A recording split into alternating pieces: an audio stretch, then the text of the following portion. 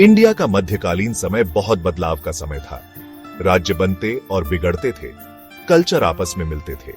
इस दौर को बनाने वाले बहुत से समुदायों में राजभर भी थे। उनकी कहानी इंडिया के इतिहास में घुली मिली है। यह वीडियो इस इंटरेस्टिंग पीरियड में राजभर कम्युनिटी के होने और उनके योगदान के बारे में बताता है। राजभर ज्यादातर उत्तर भारत में रहते थे, खासकर पूर्वांचल और बिहार में इनकी अच्छी खासी संख्या थी। ये इलाके ट्रेड और खेती के लिए इंपॉर्टेंट थे। राजभर लोगों ने इन एरियाज के इकोनॉमिक और सोशल डेवलपमेंट में इंपॉर्टेंट रोल निभाया। बड़ी बड़ी हिस्ट्री की किताबों में इनके कामों को अक्सर नजरअंदाज कर दिया जाता है, लेकिन मध्यकालीन भारत को पूरी तरह समझने के लिए इनके रोल को समझना बहुत जरूरी है।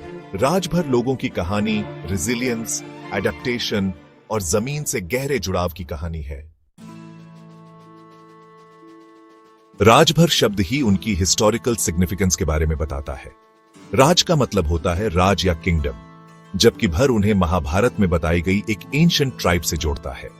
ये इंडियन सिविलाइजेशन के स्टार्टिंग चैप्टर से चली आ रही एक लिनेज की ओर इशारा करता है। राजभर खेती में डीपली इन्वॉल्व थे। वे स्किल्ड फार्मर्स थे जो एग्रेरियन इकोनॉमी में बहुत बड़ा योगदान देते थे। जमीन मैनेजमेंट और सिंचाई टेक्निक्स का उनका नॉलेज बहुत वैल्यूएबल था। खेती के अलावा वे शिकार और वाटर रिसोर्स मैनेजमेंट में भी माहिर थे। उनका वॉरियर स्पिरिट भी काफी मशहूर था। राजभर कई राज्यों की सेनाओं में काम करते थे। उनकी ब्रेवरी और मिलिट्री स्किल्स की बहुत कद्र थी।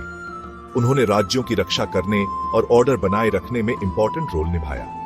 उनका कंट्रीब्यूशन बैटलफील्ड के बाहर भी था। कुछ हिस्टोरियंस का मानना है कि वे लोकल एडमिनिस्ट्रेशन में भी हिस्सा लेते थे, टैक्स कलेक्शन में मदद करते थे और लॉ एंड ऑर्डर बनाए रखते थे। राजभर कम्युनिटी के कल्चरल और रिलीजियस प्रैक्टिसेस नेचर में डीपली रूटेड थे। वे शिव और शक्ति जैसे देवी देवताओं की पूजा करते थे, जो उनके संसार को चलाने वाली नेचुरल फोर्सेस के प्रति रेवरेंस दिखाता है। लोक देवी देवताओं का भी उनकी मान्यताओं में इंपॉर्टेंट स्थान था। त्योहार और रिचुअल्स उनकी जिंदगी का एक इंपॉर्टेंट हिस्सा थे। ये सेलिब्रेशंस उनके कम्युनिटी बॉन्ड्स को मजबूत करते थे और उनके कल्चरल हेरिटेज को सेलिब्रेट करते थे। नेचर के साथ उनका क्लोज कनेक्शन उनके ट्रेडिशनल आर्ट फॉर्म्स, म्यूजिक और स्टोरी टेलिंग में दिखता है। उनकी बिलीफ्स और प्रैक्टिसेस एंशिएंट ट्रेडिशंस और लोकल कस्टम्स के हार्मोनियस ब्लेंड को दिखाती है। इस रिच कल्चरल टैपेस्ट्री ने मध्यकालीन भारत के डाइवर्सिटी को बढ़ाया।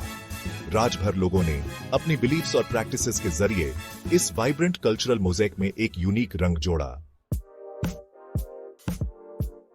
राजभर लोगों की लेगेसी मध्यकाल से भी आगे तक जाती है। आज भी वे इंडिया के सोशल फैब्रिक का एक इंपॉर्टेंट हिस्सा है। उनका हिस्ट्री देश के प्रति उनके एंड्यूरिंग कॉन्ट्रीब्यूशंस की याद दिलाता है। उनकी कहानी चेंजिंग सोशल और पॉलिटिकल लैंडस्केप्स के सामने परसेवरेंस और एडेप्टेशन की कहानी है। उनके ट्रेडिशनल ऑक्यूपेशंस इवॉल्व हो गए हैं और अब कई लोग अलग अलग फील्ड्स में काम करते हैं।